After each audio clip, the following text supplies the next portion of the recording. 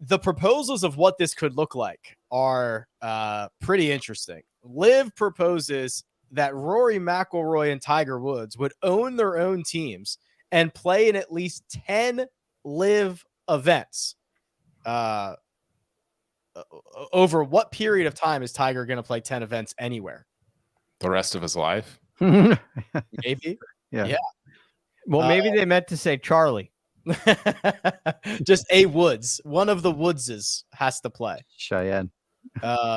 So a team event, a larger scale superstar LIV team event where it takes place in both Dubai and Saudi Arabia was floated. At least 2 elevated events on the PGA Tour coming under PIF or Aramco branding. And also, Mark alluded to this earlier, that the His Excellency would also get a membership at Augusta National out of this. I'm good on the His Excellency moniker. We can eject that. Tough scene. Can you? I'm going to go with Yasser. Yeah. I'm going to go with Yesser Golf. So I mean, this is crazy, right? Is this just them dreaming? Hey, Okay. this is like best of both world. This is our ideal. Couple terms that we'd love to see. So what's interesting about this, Greg, is that in the document dump, there's a company on there that put this together.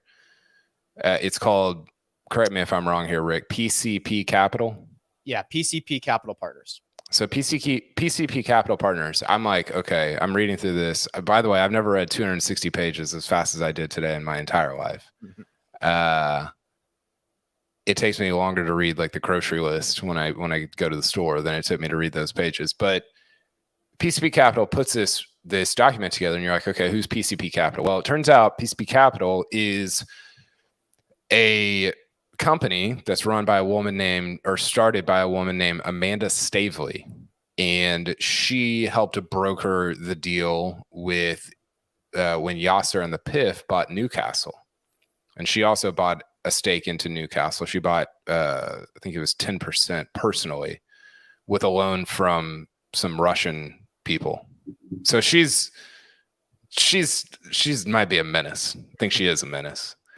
So her organization, who you see their name and some of the people that work there throughout this entire document dump, put these slides together, and it's like, well, all this stuff is just completely made up, and it's weird to me that. Well, one, it's weird, and I tweeted this, that Rory's out here fighting this fight between two entities, and the two entities behind his back are leveraging him for the future of their like deal together. That's he said I hate LIV like last week. He's bait. That is weird. Yeah, like that is not. I presume is not. I have not talked to him, but I presume is not pleased with that. So because Kyle, I look at this stuff the same way, although I didn't read all 260 pages. When you see stuff that looks made up like this, is there any validity to it? Is this is this a problem for the deal getting done? If they really want, like, how do we know if these are hardline, deal breaker? Like, what if the membership to Augusta National is a deal breaker? And that's not going to happen. What? Well, I think we're. Yes, it's a good question. I think we're going to find out in the next 6 months, right? Like, what has to be? I mean, to me, this reads like, and I don't know if you saw this, Rick. I don't know if there was any commentary on that presentation within the emails, like within the documents that were sort of shared back and forth. I don't know if there's an email that says, "Oh, well." Jay Monahan's like, oh, this presentation looks great, because that would be bad. I did not see that. So maybe that exists. But to me, this was an outside firm that is just, I think sometimes a lot of these people that are involved with stuff like this, like, do you think Amanda Stavely knows more about golf than Rick Gehman? No. Right. And so you get a bunch of people involved that don't really understand how any of this works. And they're just saying things that you and I would say if we went and tried to make a proposal for like Apple's next 5 years. Right. We'd be like, I don't know, like a Apple playground. That'd be really cool. Like for my kids to play on. It would, you could watch movies there, and you could it'd be amazing. And you're like, you don't even know what the hell you're saying. Like you're just saying stuff, right? It sounds cool. But I think that's what a lot of this is. And it fits in, honestly, with how the last month and a half have gone of like, hey, this whole thing just feels made up out of nowhere, because that's exactly what it is. So I have one other question on that for you, Kyle. I talked to Rick a little bit about this beforehand. Yeah, ask this. Why is there a deadline of January? This is, if the purpose of this is to unite the game of golf, we want to bring all this together. Why is there this hard deadline? And a multi-billion-dollar deal with a lot of tentacles.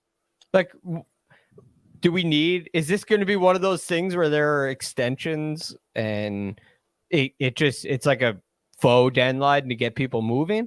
Or is this, if January 10th rolls around and we don't have a deal, is this over and there's no litigation, but the war's back on between LIV and the PGA Tour? Well, if the war's back on, the tour that's not good.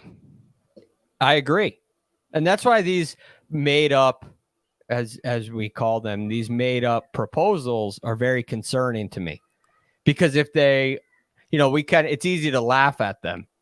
But if they hold their ground on it and something, so, Rory McIlroy owns a LIV team. Rory won't own a LIV team, but the PGA Tour and PIF can't get the deal done because Rory McIlroy is dragging his feet along.